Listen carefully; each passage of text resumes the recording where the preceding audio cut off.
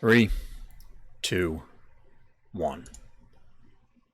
Welcome back, everyone, to Random's Thoughts. Today we're diving into another recent win that I had in Storybook Brawl. Now, we're trying something a little bit different. I've been experimenting with a number of different formats, so here's the new one. Now, we're going to be jumping in, and we'll see the hero selection momentarily, but I've been trying to make an effort to learn how to play both this genre and this game in particular, and since we scored a win, we'll see if we can spot the mistakes. Now, we're presented with a few different options here. I did purchase a couple different heroes, Trophy Hunter being one of them, and I was debating between Horde Dragon and Pup here, but ultimately I went with Pup. I've been playing the Dragon in recent brawls and did fairly well, but was unable to score a win since, well, the last Horde Dragon win. Pup is a hero that I have not yet gotten a W with, so I wanted to give it a whirl. Plus, the early game with a variety of seemingly innocuous characters seems pretty strong, and that's exactly why I went with the start that we did here. So in this case, we pick up the Treant, and unfortunately we don't have enough gold on turn one, obviously, in order to try and pick up the second one, but I lock it in because I'm hoping that we can get a quick upgrade. Spoiler alert, it doesn't quite work out that way, but it does work out okay in general. Now, the advantage here is that we can pick up doublies, we can pick up a variety of different things that are going to get buffed by our hero. So we expect to lose this first one for obvious reasons, unless our opponent just disconnected or something, but it is what it is. So naturally, we want to pick up the other Treant. Now, it's going to go in the front here because it gets the innate buff from the Treant and then the second one. Now I'm picking up the free roll here to see if we can, just roll for the extra copies. Again, we're trying to score an easy upgrade. It's not really worth, in my opinion, saving any of these. I have found myself locking early things more often than I had previously, and that could be right, it could be wrong. My general rule of thumb has been to try and say, well, if I can get a cheap upgrade with this, I will save it. Otherwise, skip it. Now, we end up losing this brawl anyway because, whoops, double Humpty Dumpty. Those guys are pretty big. Can't quite deal with that early on, so we're putting ourselves, I don't want to say in a hole, but we're clearly not in a spectacular state given we gave up round one and then round two we also lost. So the advantage here is that now that we can slide those Treants into the back, we can provide an enormous bonus to, well, whatever we decide to put in front. And in this case, it happens to be our own Humpty Dumpty, who's unlikely to die early in the game. And then we can lock in the doubly. We also have the option for the free reroll. Next turn, we're going to have, potentially we could go into the royalty set, as I describe it, which is the Frog Prince there, and, well, I'm assuming that's supposed to be Maid Marian for the Shorewood Sure Shot. But first we got to get through the Pied Piper. And this guy, our characters are enormous. There's really not much they can do, but it's also early in the game. We're not, great, we scored a victory. Let's not get too excited. We still have a lot of game to play. So in this particular case, we clearly have to pick up doubly, right? There's really no reason not to. He gets an enormous bonus set, as mentioned, and it also potentially deprives other dwarf players of having their own doublies upgraded. Now, we take the Prince because it's likely that we're going to see other Shorewood Sure Shots, as we see here. So you can pick up a Princess or Prince here or there. In this case, we specifically need Princesses, but we see a second Frog Prince. So we can trade out certain things next turn while improving our team, which is something that I try to repeat in my mind as I'm playing. Are any of these characters an upgrade? The reason that I continue to do that is because I often find myself stuck in the mindset that, oh, well, I need to stay on theme. I need to keep my team uniform. I need to go with this particular strategy and force it. And the problem is that often you want to just find what's better than what I already have. Now, in this scenario, we're able to preserve Humpty Dumpty, which is nice. makes it so that we don't necessarily have to immediately replace it. And here we're just picking up easy things. We don't ultimately put the princess on our team because the frogs and the other remaining characters are just stronger. There's an argument to put her in slot 1 over the dragon, but I think, and at the time I felt that there are enough backline supports that if we get to attack first, we can just crush the opposing team hypothetically. You just get through and pop their treants, you pop their Madam Mim, whatever it happens to be, and then you shut down their doublies or whatever their front line is by hitting them with the dragon. It's possible you get a 2-for-1 with the range character in slot 1, so I have been leaning into that game plan in a number of scenarios. We elected not to do it here. We also decided not to lock in the other support. I didn't really see a compelling need at this stage. So we're just going to go with what we have, and this is a pretty chunky line this early in the game. It'll continue to be relatively chunky moving forward in the game for a few more turns, but not for too long. So we're up against Loki here. So all bets are off to some extent. But as you can see, our dragon here decides to just snipe their Mim, which makes those trees significantly less threatening. Granted, or the trees, excuse me, the stag significantly less threatening. The one is still able to get a trigger, so that's fine, but doubly is still just gigantic, and it doesn't matter. So we're able to push through Loki without too much trouble. So here's where things start to get a little weird, both in this particular brawl, as well as in my experience playing the game as a whole. I often find myself in weird scenarios where I'm just kind of re-rolling constantly, it feels like, and I don't like where I'm ending up. So we pick up the Mim so that now we have 3 supports. We do plan on either trying to find the third copy for the trees, find 2 more for Mim to upgrade them, and or just replace them with better things as we move on. Humpty Dumpty probably was going to end up in a terrible position, so we elected to get rid of him, get the free reroll.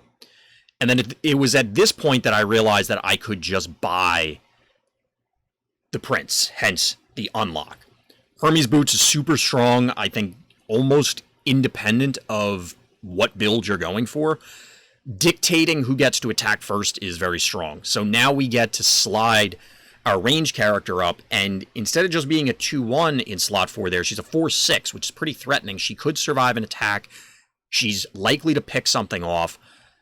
It's pretty solid. Now, you, again, have the whole discussion about putting her in slot 1, but we decide to leave her where she is. So we're up against Merlin, which is one of the stronger heroes. But again, our dragon is able to snipe something in the back to lead things off. They do have an enormous familiar, which is dangerous, but we have multiple enormous characters. So we're able to crush their other ones and continue pushing. So again, we're in this kind of no man's land where we need certain things to upgrade our characters so that we can get a treasure. But you do need to start transitioning, in my opinion. I like the idea of going into Slay with this lineup, but I'm hedging my bets with taking the mage there. There's a chance that we go into the royalty theme. Spoiler alert, we did not. At least not entirely. But I like the idea of also going into Slay, plus we have enough support that we can make both of them pretty threatening. And on top of it, they are just upgrades over what we already have. The mage is an upgrade on the Sherwood Short Shot. You could make an argument to keep the dragon, however, the Chupacabra here is also pretty good, and the earlier that we can start getting Slay triggers, the better. So it's going in slot 1, specifically so that we can try and punch something, hopefully, and get some Slay triggers. We still keep the enormous doubly. We still have the giant frog prince. So we're okay. I was a little concerned at this point because although they are large, there are unique tricks that start showing up around level 4 that could throw a wrench in the plans here. But let's see how we do. So we don't have the snipe of the dragon, but we are able to clear out our opponent's broccoli, which is nice, as well as crush their Vampire. And since their Sure Shot elected to try and shoot our enormous frog prince. It lived, and we're able to push a bunch of damage against our opponent. So went pretty well there. So this is pretty good. We pick up a doubly, which I think at this stage is a little bit smaller than the frog prince. We're obviously watching the recording, so I have to wait for that to actually happen. As I mentioned before, there's a chance that we go into royalty, so I'm debating picking up a number of different things. The dragon there is, or the new dragon is an upgrade on the old dragon, so I'm testing out to see, do we want certain things? And I think upgrading the dragon, because it gets that free attack and it's getting the health buff, it could possibly snipe something and survive. But at this point in time, we're now starting to see upgrades on our support team, so clearly +5 health is better than +3 health. Who knew? So as you can see, the doubly's slightly smaller. There's no reason to, again, be on theme, which seems silly both watching it and saying it and in the abstract, but I know for myself, and I'm sure there are many other players out there that say, oh, well, I need to be on dwarves. It's like, well, you don't actually. You don't have to be. So play the better character, even if later on the doubly will be improved because you get better supports, whatever. And as you can see at the end, I'm just testing around different configurations. So we get the snipe there, then we get a free attack. And now this dragon's getting a 3-for-1. That is bonkers. And now it's just time to Hulk smash. We do get I'll call it an easy activation on the Chupacabra there, so that's a big help. And then we move on, roll on to the next stage. The next phase. We're again in this weird no man's land, but we do finally find an upgrade for our good Treant. I wasn't sure about the Ring of Meteors, but the Shepherd's Sling was still useful here because of things like doubly. We get slightly different stats over the Frog Prince, but it allows us to replace it. There's an argument that giving the Treant one attack is actually bad, because now it will attack. It's going to be our last attacker, but maybe we don't want that. And at this point, we're just getting things in where we can to close out this particular shopping phase. I'm still not feeling spectacular about this team in the moment. In retrospect, this looks pretty solid. It's just really a matter of, does the Chupacabra keep growing? Does the dragon snipe anything? And in this case, we find a direct upgrade to Madam Mim. So we're pretty happy with that, being able to slam that in our back row. Obviously, the doublies have improved substantially at this point, and we can carry this one forward for a little while. It's definitely useful.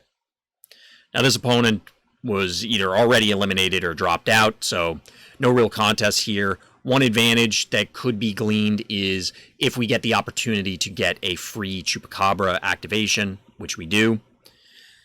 So it grows a little bit. It can matter. It can matter long haul.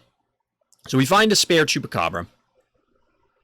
There is the temptation of trying to go into royalty again, but I don't feel compelled here. And we're just going to swap out other upgrades. The Slay plan is still floating around in my head.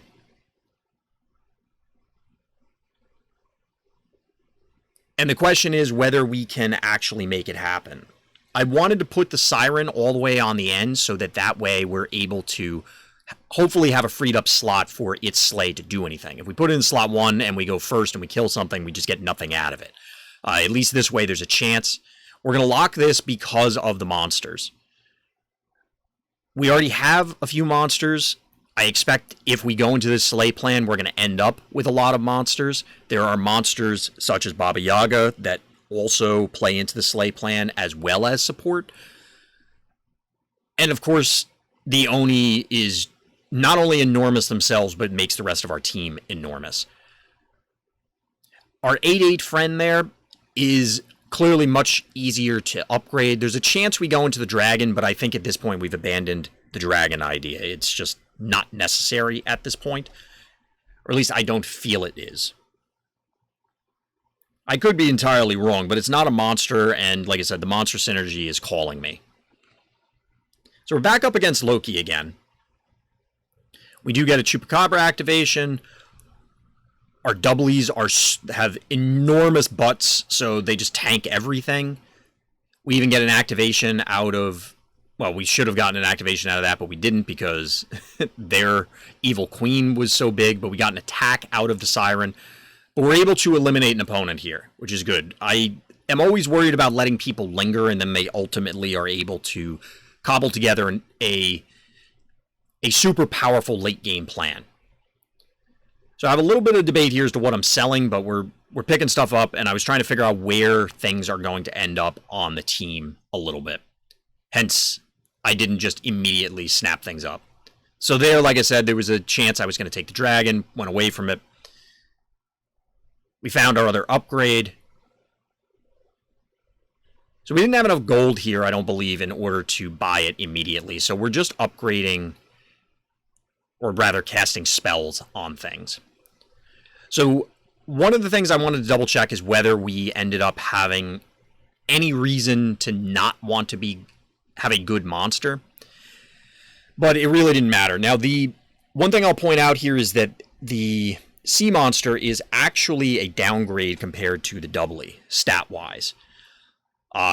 However, it does get a buff from the Oni, so as long as it gets an attack, it should be better. The problem is if it ends up just getting attacked and dying, it's not going to be better. But I was willing to take that risk. Siren moves over because we want the Oni as far back as we can, get as many triggers as humanly possible.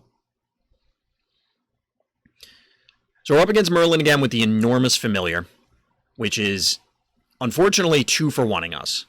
But we're able to get some 2-for-1s of our own, some 3-for-1s of our own, and our team ends up being just a bit thicker on the back end, and we actually get a nice little activation out of the Chupacabra to help it continue growing into the big and beautiful monster that it can be. We'll take our free upgrade, quote-unquote free, get an item. Now, one thing I'll point out is the Deck of Many Things. I waffled between the Mittens and the Deck of Many Things, and I went with not either, actually. But I'm curious, and I'm not sure at this time, whether Deck of Many Things can cast a positive spell on your opponents, and that's one of the reasons that I avoided it. But we're double-checking all our units here for a few different reasons, but I go with the staff here because it removes all of our old stuff. Now, it might have been a waste to take the spell there. Maybe we just should have re-rolled. But we ultimately were able to find a Baba Yaga, which is clearly what we want. Now, I was debating between whether the health and the attack buff is worth it, and which thing we're going to replace on the support end. But we want to pick up the Baba Yaga right now. We'll take the attack downgrade over the Sporko, and I'm kind of okay with it. Again, we're trading a little bit here and hoping that we can get some of these activations. It's not a significant stat downgrade, I don't think. And then we're going to lock in the Chupacabra upgrade. Again, we can get another treasure on the next turn. Replacing the staff that only buffs the low-end units is clearly a priority. There's no need to continue to have it in the lineup. So this opponent had some potentially threatening things, but it seemed like their lineup just didn't quite come together. However, they did have the horn in order to get all of these little cats, and they also have the sarcophagus to just machine gun our team. Now, our guys are big, they're sturdy, but they are getting tagged for 3 every time something happens. So I was a little concerned for a brief moment, but ultimately, again, the biggest butts prevail. So we'll take our Chupacabra, we're putting it back into the first slot. Now, I'm not super enthusiastic about any of these treasures in particular, but as mentioned, the sling is not really great at this stage. So we take the monkey's paw, I believe, and then we replace it with that.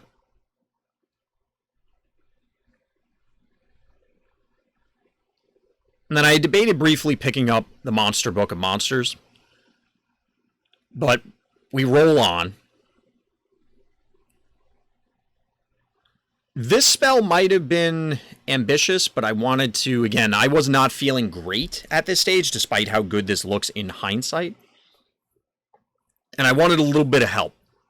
And I think we also were in a position where the gold was not going to be conducive to doing what we wanted to do. Like, we were not likely to be able to roll and get something that we wanted. That being said, we're able to sell Exacxes to get the direct upgrade on the Treant. Kind of invalidating what I just said, but, you know. So we lock in the Baba Yaga, because we definitely want that. The Treant upgrade is a big deal. It's a pretty big deal. Now our team is significantly sturdier. We do still want a few upgrades, both replacing units as well as literally upgrading them. And then now we're up against Cruella with double Mummy, which is real bad for our backline because they are way more fragile than we'd like. And they have a strong range character in the back. They have baby bears sitting in front to buff up the Vulture, but we're able to steal their baby bear with the sleigh. Pretty fortunate there. But what's a little bit less fortunate is that we end up giving this away. And at this point, I'm pretty concerned that that particular team was going to outscale us. Obviously, now it's... And then there were two. So we pick up our Baba Yaga. I was debating the Mermaid, but we don't really have much else to buff Sleigh, and we don't necessarily need to give the Sleigh. Giving +1/+1 this late in the game, we don't have any way to multiply it. It's not spectacular. So we do have the option to get another upgrade here if we sink 10 gold in. I didn't feel it was really worth it.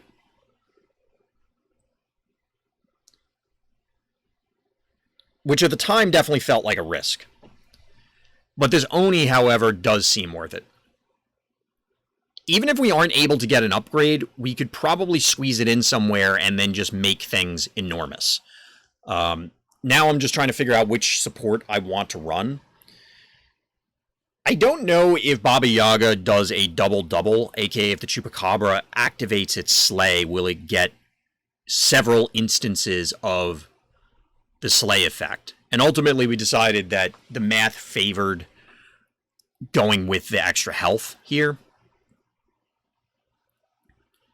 which may not be correct. So obviously we're up against the double Mummy team again. Our team is a little thicker.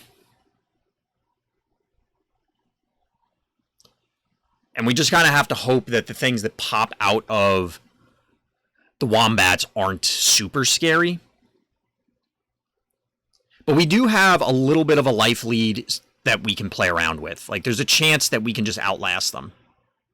But we don't here. Thankfully, as I said, we have that life lead, so this is where I'm very, very concerned about how this is going. So I'm trying to figure out whether getting 3 level 5s and a level 6 is worth it, both from what are we going to see as well as from a gold standpoint. But we do end up rolling for it. We find the Baba Yaga upgrade. We find a Jormungandr, which is a direct upgrade to some of our units. Again, we're trying to find things just to keep improving our chances here.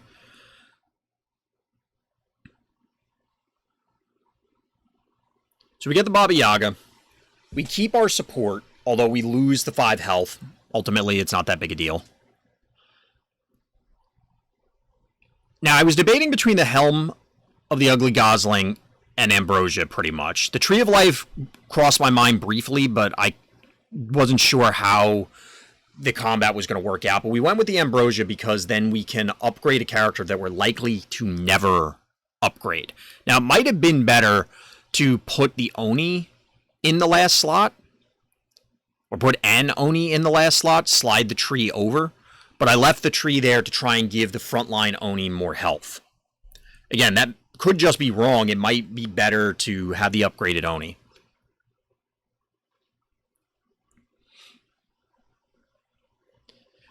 Once again, the mummies start tearing our team apart, but now that we have the upgraded Baba Yaga, she's actually tanking it. But that is an enormous, because if you notice in the back, there's a new upgraded enemy, and it's causing those bears to become absolutely gigantic.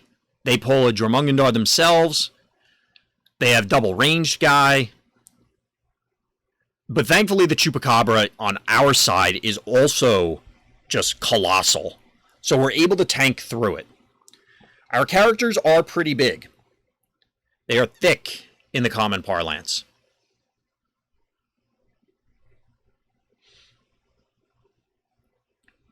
So we end up picking up the horn here because, again, I know we need to close the game out. I don't want to give our opponent too many more turns to draft things that would allow them to get back in. I was debating, like, can we get a reroll to find things? We're locking in the Oni. Since we have a life lead, and I don't expect that we're going to get blown out, I expected that if we were to lose, we should be able to have another chance to pick it up. And now at this point, it's just waiting for the final battle, or potentially the final battle. This setup, again, I'm a little concerned about the Jormungandr not actually surviving. We probably should have once again swapped the tree over to the middle slot, put the Oni in the last one, get it upgraded now, sort of, until we can get the upgrade next turn, the official upgrade. And then that also would ensure that the Jormungandr lives. It's unlikely that the Oni in the front row gets punched right off the bat. In which case, now the Jormungandr can trigger potentially multiple times. But we didn't do that. Instead, we just get Baba Yaga sniped right off the bat by the spell. And now we have these baby bears that are just colossal. It gets a trade there. It gets a free eat there. Thankfully, that dragon was not big enough to kill the Oni in the back.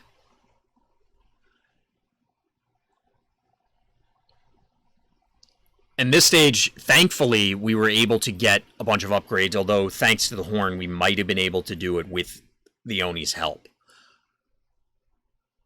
And there we are. We finally got another W. So at this stage, I think we drafted pretty well. I think we followed the game plan as to how Pup is supposed to be played. But there's still a lot to learn. I'm still learning both about the genre and the game. So I appreciate everybody that took the time to watch this. Feel free to check out the other Storybook Brawl content that I have up here, or my other content for other games. But as always, everyone, thank you for listening, thank you for watching, and Black Lives Matter.